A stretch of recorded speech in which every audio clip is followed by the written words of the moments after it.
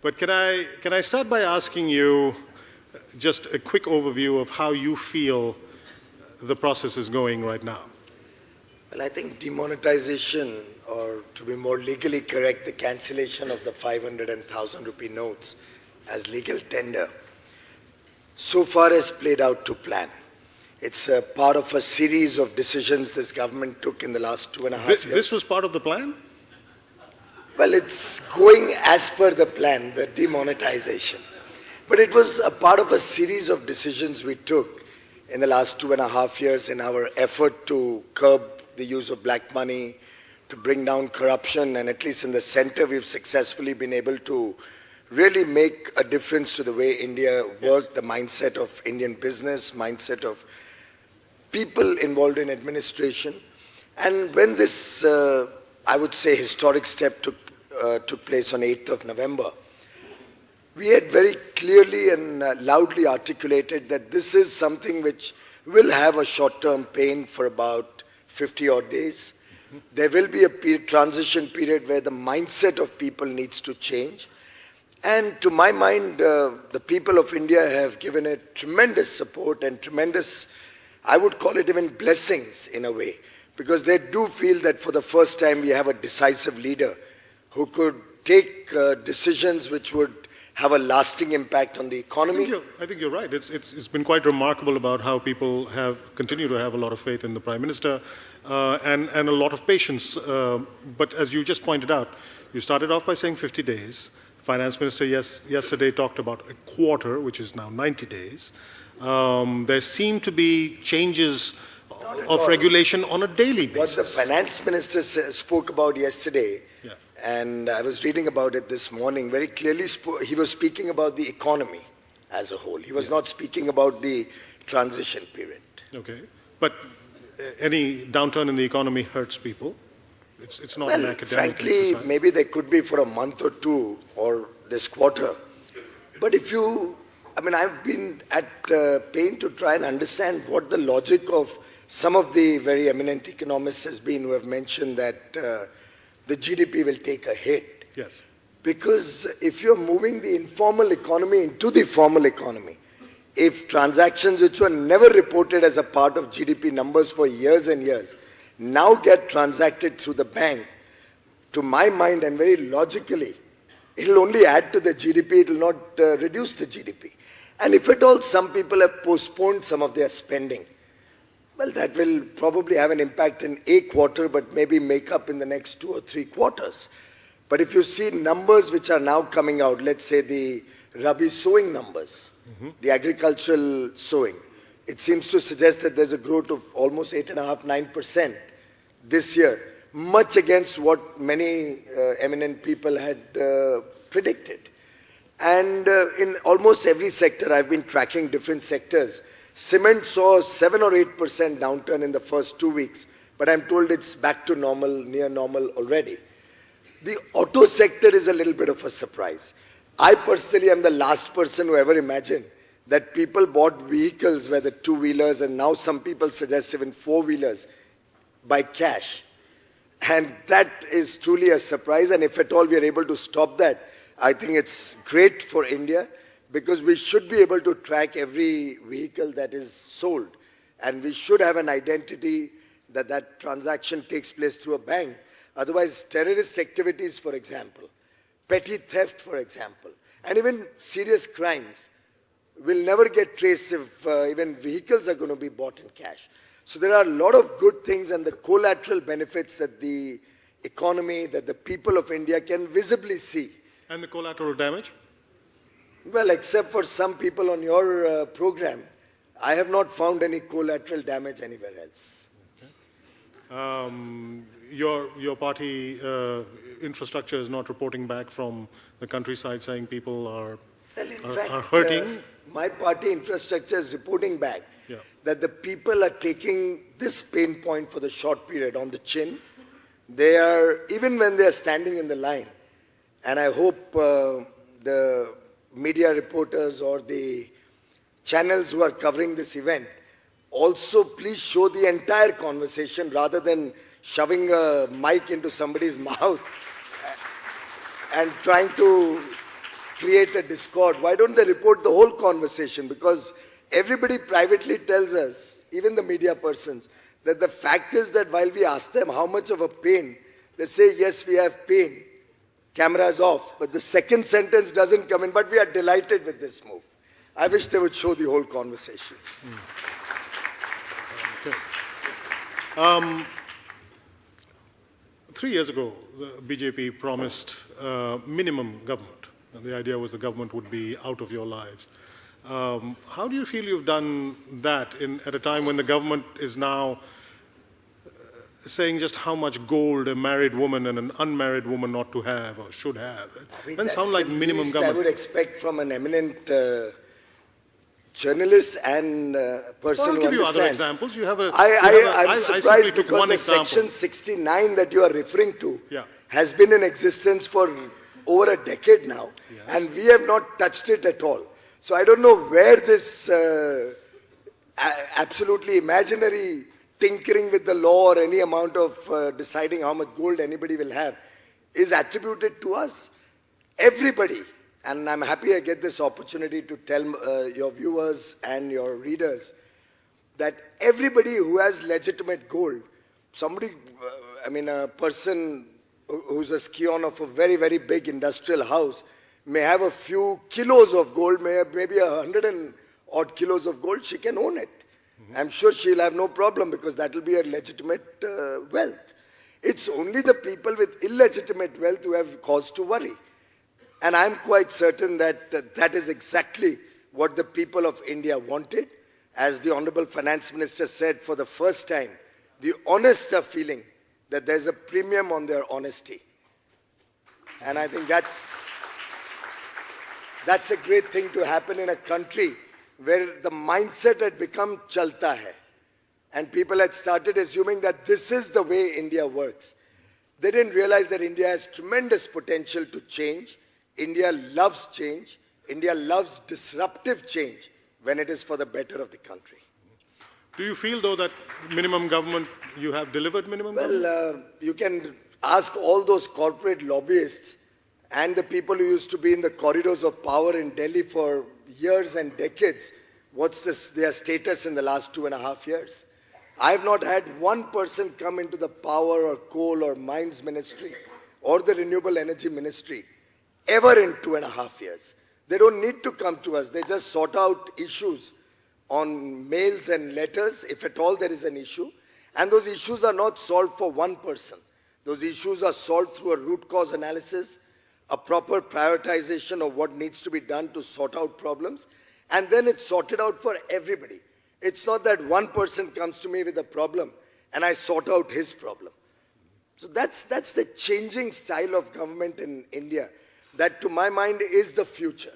The way India is going to work in the future is going to be equal opportunity for all, and competition is going to be on quality, competition is going to be on service levels, rather than your ability to influence policy or your ability to reach out to a minister.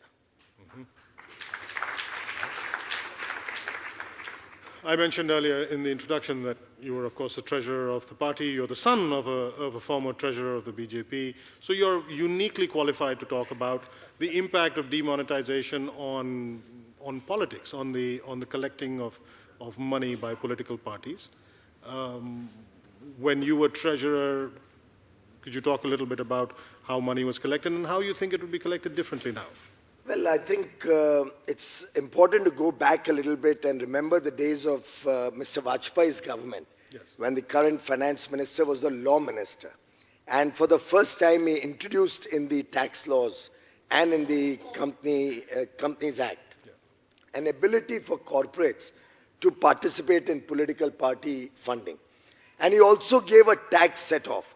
So you could donate up to 5% of your profits of the last 3 years. And you would get 100% tax benefit. So you actually, 1/3 of the money you gave was paid by the government indirectly. Individuals could donate any amount of money. And that was the first time in India that a step was taken to clean Indian politics. I remember working with the Tatas. My father and I both were engaged with the Tatas more than a decade ago in working out and creating the Tata Trust, electoral trust. The objective being that more and more corporates start participating in clean political funding and edge out any bad money, slush money that comes into public or political I can funding. see the argument for the first. You created a way of good money coming in, shall we say. And, but how does that prevent bad money? For a cadre-based party like the BJP, we have the advantage that today we have nearly 110 million members of the party. It's probably the world's largest political party. And people who associate with the BJP don't come in with a vested interest. They are those who like to do something for the country. We normally do not entertain people. There will of course be bad eggs in such a large organization. You can't sift out each and every individual and probe his entire business. But by and large, this is a party that is made of people who come with a mission, people who want to associate with the ideology of the party, and there are also people who are willing to put money with the party to support the political causes that we support. And I'm delighted that over the last many years we've been able to run the party honestly. We've got tremendous support both from people in the length and breadth of the country, across the villages of the country, across small towns, as well as from people in business. And this composite support base is what has helped the party run for so many years. But clearly, taking this opportunity, I would like to appeal to all the people of India that it is time that we looked at funding political parties liberally. And I'm saying all parties, I'm not talking only about my party. Because end of the day, a good, honest political environment, governance, good governance in political parties is good for India. And if we can replace any element of bad money with good money, I think that's the best future that we can offer to the people of India. So you're a chartered accountant by training. What would you say to allowing Price Waterhouse look at BJP's books? I have no problem. We already have our accounts audited at every point of time. Audited accounts are given to the Election Commission, the Income Tax, and are available on the website. Audited by... the important, we have had an auditor for the last 20 years. In-house auditor? Not an in-house auditor. It's a professional firm subject to all the rules of the Chartered Accountancy Association, Institute of Chartered Accountants, and has no relation with the BJP. He's not even a member of the BJP or any relation. Sometime 20, 25 years ago, they had been selected when my late father was the treasurer, and we have had no cause to change them. But if you want to suggest an auditor, I'm happy to have him come and have a look at the account. There might be some in the audience who might want that business. Well, but why not make that? Why not make that law? Why not make that the rule? Why not make that default for all politics? It is a law. Every political party has to have their accounts audited and submitted. It's a part of the law. No, but do it the same way that it's done in corporations, but insist on sort of in big formal. Just for your kind information, since you're not a chartered accountant, yes. It's never that some third party comes in and appoints the auditor of any corporation or company. So you need to get that right. Politics is more important than that. So pardon me? Politics is more important than companies, so maybe it requires a higher setting for transparency. Well, we have complete transparency. All accounts are on the website. So I don't understand what is the next level of transparency that you would be looking for. But we are open to any dialogue, any discussion on this subject with anybody, unless it comes with a political motive. Are all donations required to be by check? Not at all. How can we expect that all across the country we will keep collecting checks? The Election Commission has formed rules in that matter, and all donations which are less than 20,000 rupees need not be by check. They may be by check, they may be by other forms of bank transfer, cash, all of that. Let's all be clear, money is not necessarily cash. Money is a means of exchange. And in that sense, we welcome any means of exchange to support the political objectives of the party. Yeah, e-wallet should be welcome. So that's a great idea I take back from here. I'm going to open a BJP e-wallet account and start publicizing that so that I hope more people come in and start donating on that. Yeah, Paytms at every BJP office. Maybe SBI Buddy.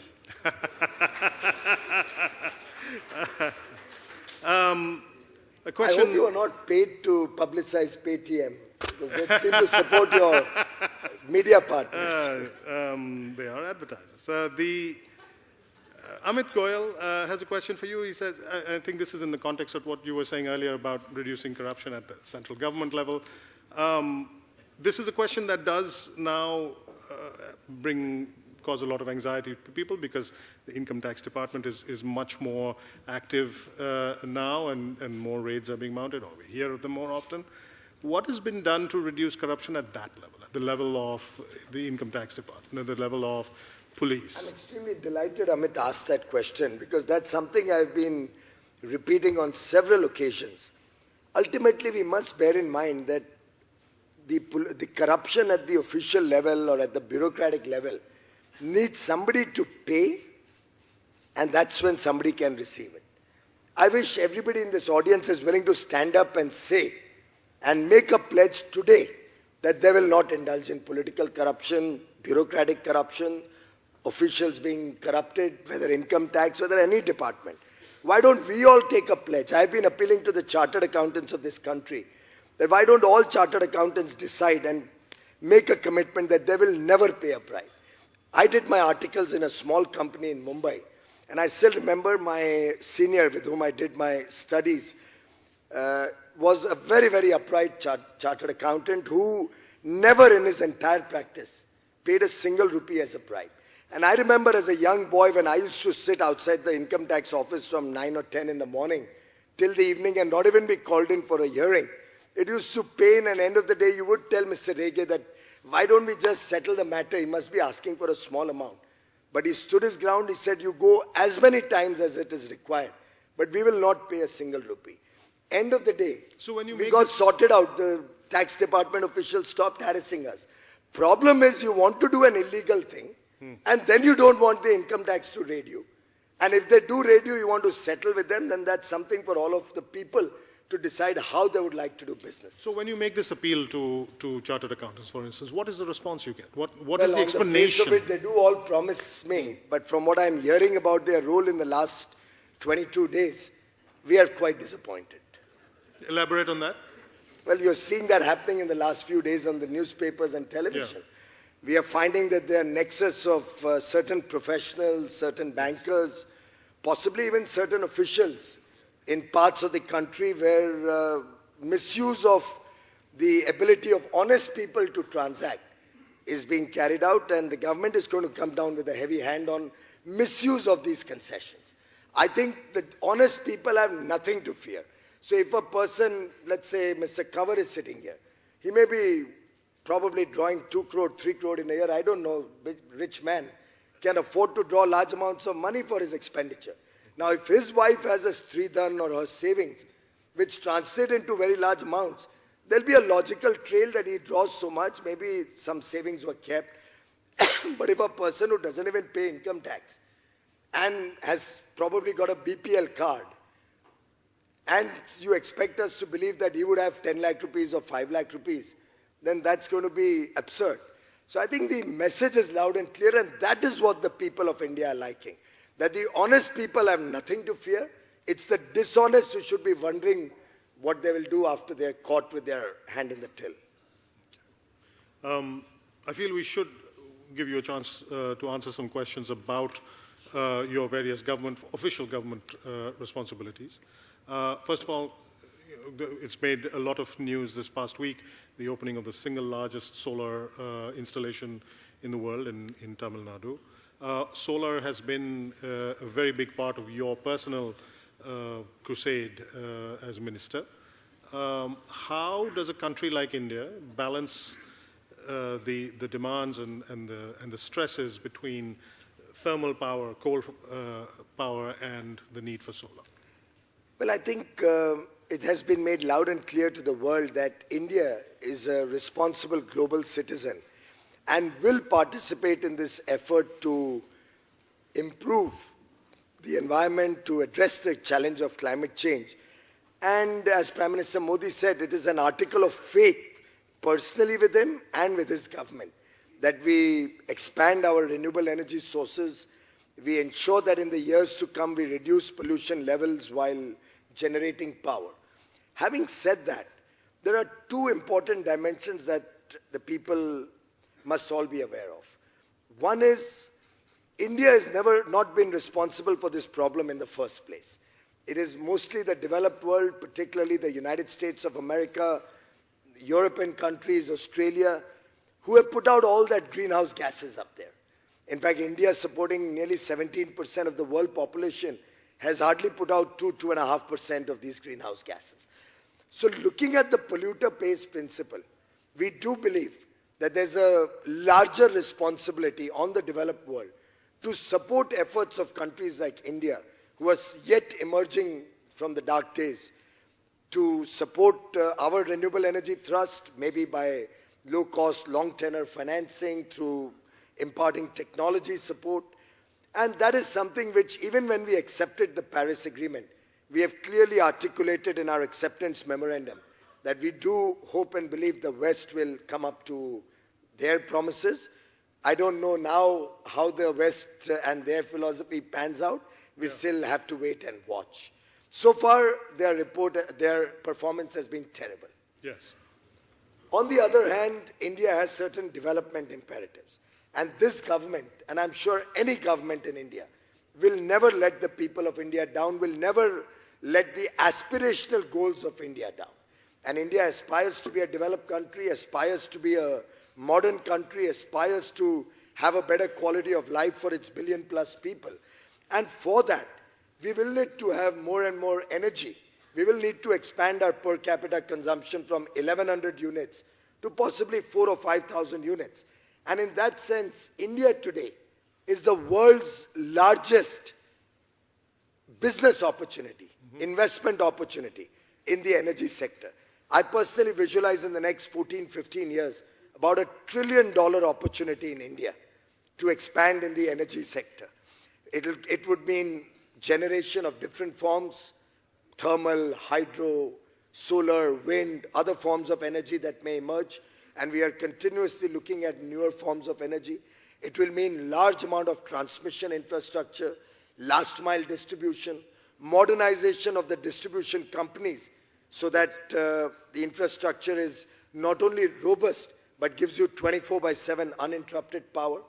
And towards that end, this government stands committed to balance our development imperative and our imperative to address the problems of climate change. Solar is a major thrust area. It was about 2,500 megawatt when I came into government. It's already crossed 8,500 megawatt.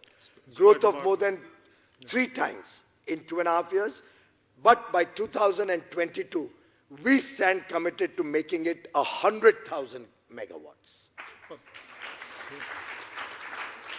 Is there a contradiction in your multiple ministerial positions? On the one hand, you are promoting solar. On the other hand, there are all these thermal power stations for whom you're also responsible that are very stressed. How do you balance out the need to bring down the cost of solar with keeping coal-fired stations economically viable?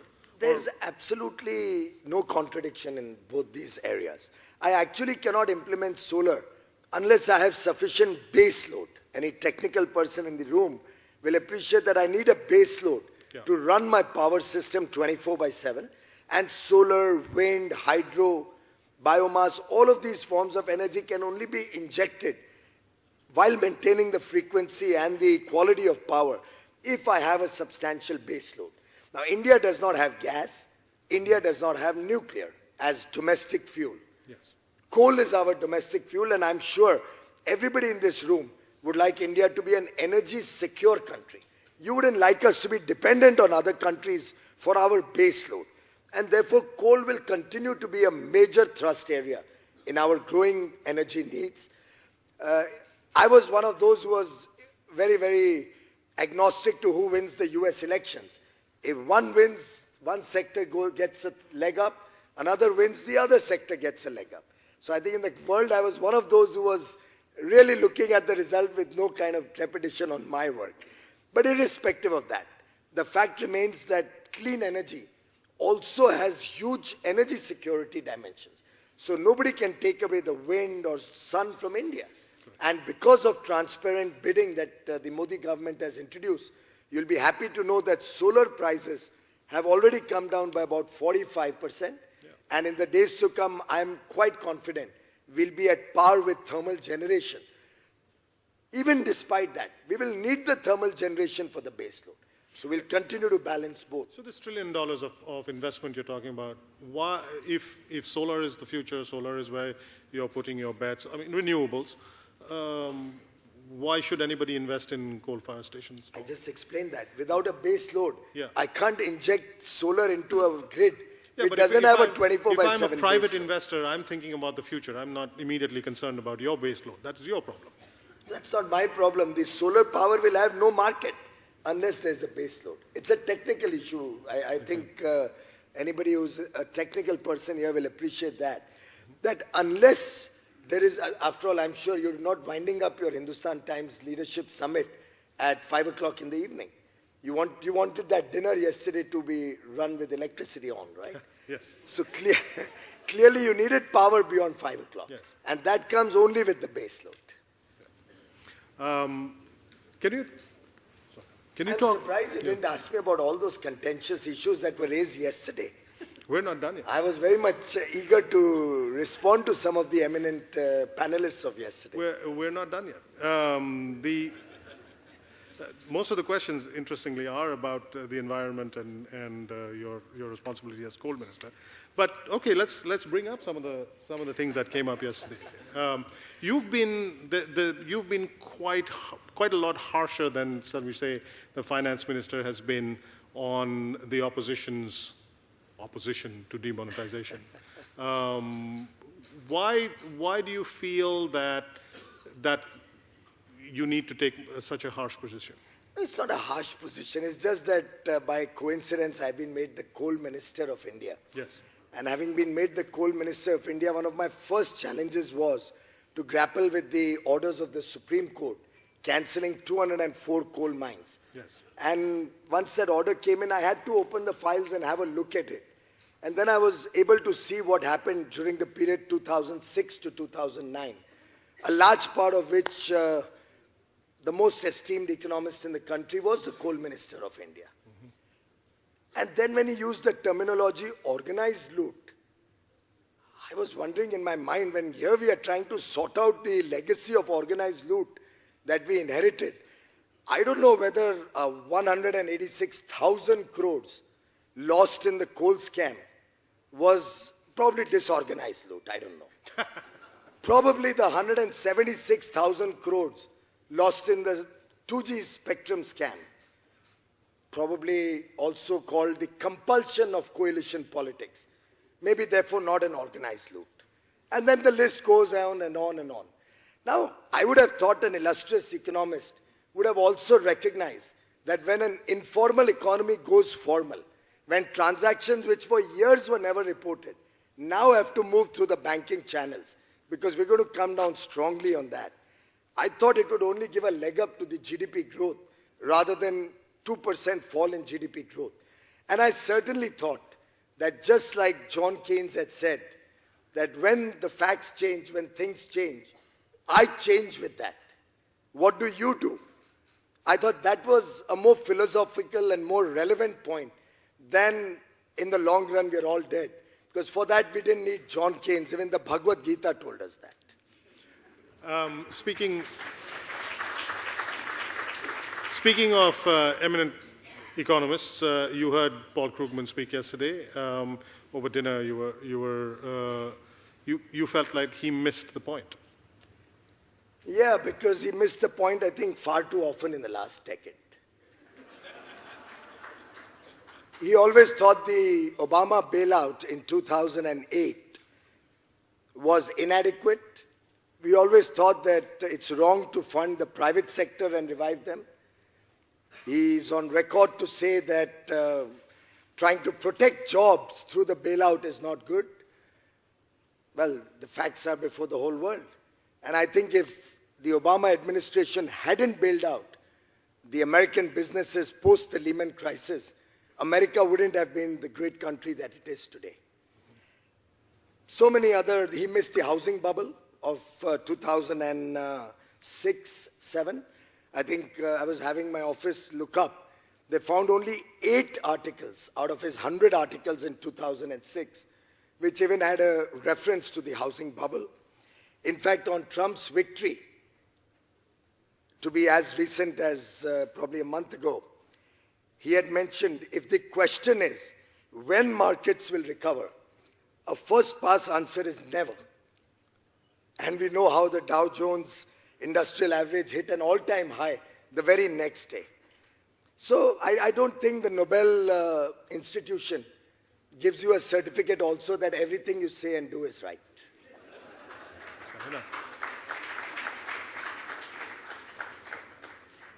And if I may add one more thing. Sure. Understanding the Indian psyche is not easy. It's probably easier for all of us who work in India, who understand the heart and soul of India. I was reading in probably your paper only today about how a village has adapted to that change, how they've been able to get the sowing season sorted out, how fertilizers and seed, because Indian people trust each other.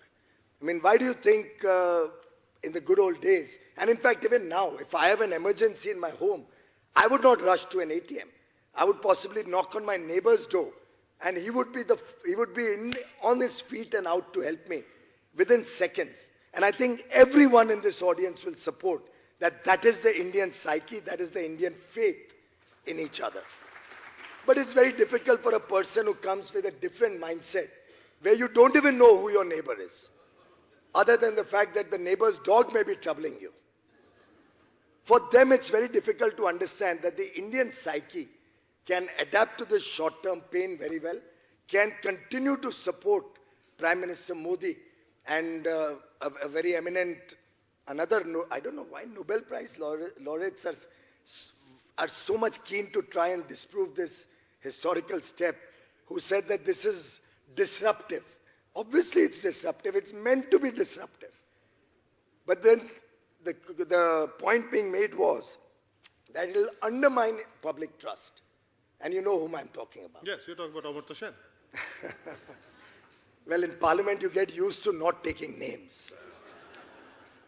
But then the public trust has gone up from 43% until recently to 65%, as an Edelman public trust survey on government revealed just a few days back.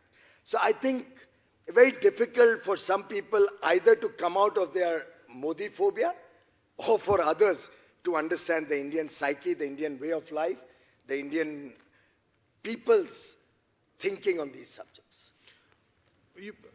Public trust is clearly at the moment quite high with the government. The polls all show it. But the impact of these daily changes in rules about how much money you can have, how much money the banks can give you, you don't think that that will have an impact on public trust? First of all, why the daily changes? It's so logical. I mean, we never imagined that people would start putting their officers or their employees to stand in a queue and repeatedly Why didn't you imagine that? That is quite, I mean, you say you know the Indian culture. We trust the people of India, and by and large the people of India have stood up to that trust. Yeah. It's those few bag eggs that possibly indulge in this. Why make everybody suffer for the few Therefore, bad we eggs? didn't make everybody suffer. Despite that, we opened up the exchange window for a short run, then even expanded, increased that to enable people to ensure that they don't have a day-to-day problem, and then gradually reduced and eliminated it. We are a responsive government. We are not ostrich in our thinking. We don't claim that everything we do has to be right first time. And if we have to need to change, if we adapt to the circumstances, we are not apologetic about it. We are upfront about it. We talk to the people, we announce it, and we take steps to mitigate that. So would it be okay to say that, would you be able to say that logistically you hadn't anticipated the kinds of pressures this would create? Well, I think we didn't have enough time to prepare for some of the logistic issues, and therefore on the first day, to keep secrecy. Such a massive step. Imagine keeping it secret from all of us, I can understand. But imagine keeping it secret from the press. So very clearly, the objective was that it doesn't leak out, and just like the cabinet formation, despite all the best efforts of all journalists and all the commentators to try and figure out who's going to be what, could never be leaked out accurately. Because in this government, we have a leader who knows how to keep a secret. Unlike earlier governments, where even your colleagues used to decide who will be made a minister, who will not be made a minister. Really? What department one person will get, what another will get, and could also negotiate terms of engagement. Clearly, I got this job at the wrong time. But you said keep it a secret from us all. Are you including yourself? Absolutely. You In didn't fact, to share a secret with you, when we were sitting in the cabinet meeting and all of us were assembled, the Honorable Prime Minister had not yet come into the meeting, and Mr. Jaitley looked at me and he made a face, wink kind of made a face. I was wondering why is he looking at me and making such a smirky face. He was kind of taunting me. And then when the bombshell came, there were two things being discussed. One, obviously everybody wanted to know how Mr. Jaitley could keep this secret so well. And a lot of people here are his friends.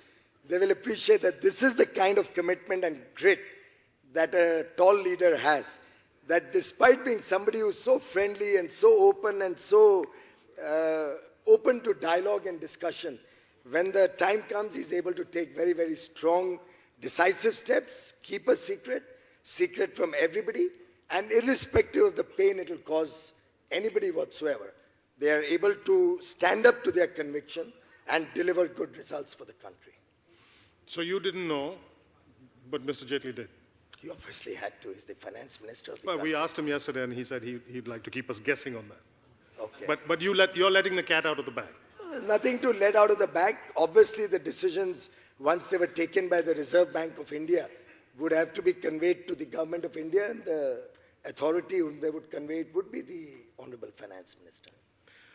We've got a few minutes left. Let's, if we can talk just politics for a while, as if we haven't already been. What do you think the impact of demonetization is going to be on the elections to come now? Well, I would not hazard a guess. I've let the opposition do that, and they've actually let the cat out of the bag on that one. An illustrious and very esteemed senior leader in Parliament alleged that this decision was taken keeping the UP elections in mind. So I asked him that on the one hand, you're saying it's a very unpopular decision. You claim to represent the people's views when you attack this decision and you criticize it. You should be happy then with this decision. It should give you very good electoral dividends in your state. But you're saying that this has been taken keeping UP elections in mind and then criticizing it suggests that you seem to be unnerved and you seem to have probably thrown the towel in even before the election. But what is your party infrastructure telling you? We're going to sweep the elections even before the demonetization or cancellation decision, and probably now sweep it even better. You want to guess the number of seats? We'll be in excess of 2/3 of the number of seats in UP. The kind of popular support we are finding across the length and breadth of the state, the kind of enthusiasm in the people that here is a leader that Uttar Pradesh elected. Here is a prime minister, and they've elected many prime ministers. I think except for Mr. Vajpayee and probably Lal Bahadur Shastri, they have yet to see a prime minister whose honesty, integrity, commitment to serve the people was as high as Prime Minister Modi. And Punjab? I think Punjab is also on a way to give an electoral victory to the Akali BJP combined. Okay. If we could roll back the clock to the 7th of November, what would you have done differently if you were in a position to do it differently on demonetization? Well, I think I would have probably taken this decision, and if I was sitting on the RBI board or if I was on the government amongst the deputy governors and governors of the RBI, I would have taken this decision because there are times in history where one has to take bold decisions. And it's not many times that one gets an opportunity to really take a decision which will have long-lasting impact on the economy, long-lasting impact on the way people transact, people do business. And to my mind, the people of India realize that this was the time where the nation was ready to even do a short-term sacrifice for the long-term gain, long-term benefits to the people of India. I do believe this is one decision which will change the way people think, the way people work.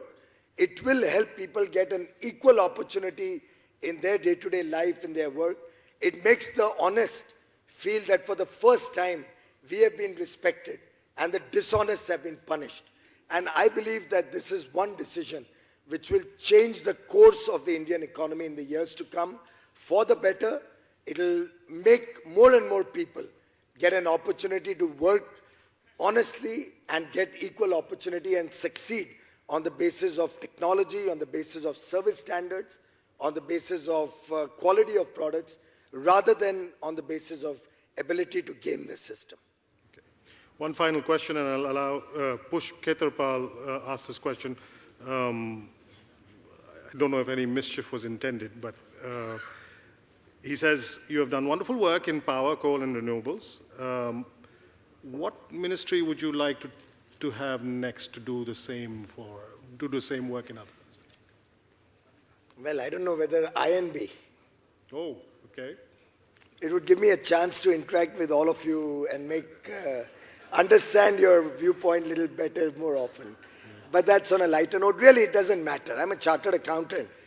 So when I was first told to look at power, it did come as a little bit of a surprise. I didn't know the P of power. It was something which was totally alien to me, except for the first 14 or 15 years of my life. I had run an industry, and I knew the power sector only to that extent. But I think that is probably Prime Minister Modi's wisdom, that he believes that an out-of-the-box thinking, fresh ideas, new way of looking at things helps a sector rather than a mind which is already conditioned in the subject. And if I may take a minute, an aside, I remember when I was running my industry, one day my father asked me to call my brother's son, who was barely 18 at that time, for 2 days to the factory and just let him roam around. And at the end of 2 days, ask him to write out a report of what he saw. And believe me, he came up with such observations, which in our 10 years before that, we had never realized was happening. I think a fresh mind, uncluttered with the routine, often is able to think differently. And I think I got an opportunity to use every bit of training I had in my industrial years, in my years as an investment banker, my knowledge as a law, after having studied law and chartered accountancy. I think I was able to put all the work of 30 years in business, all the principles of running a business in my work in government. And I'm grateful to the Prime Minister for reposing trust in me. And I hope I live up to his expectations in the years to come. Ladies and gentlemen, Piyush Goyal. Thank you very much.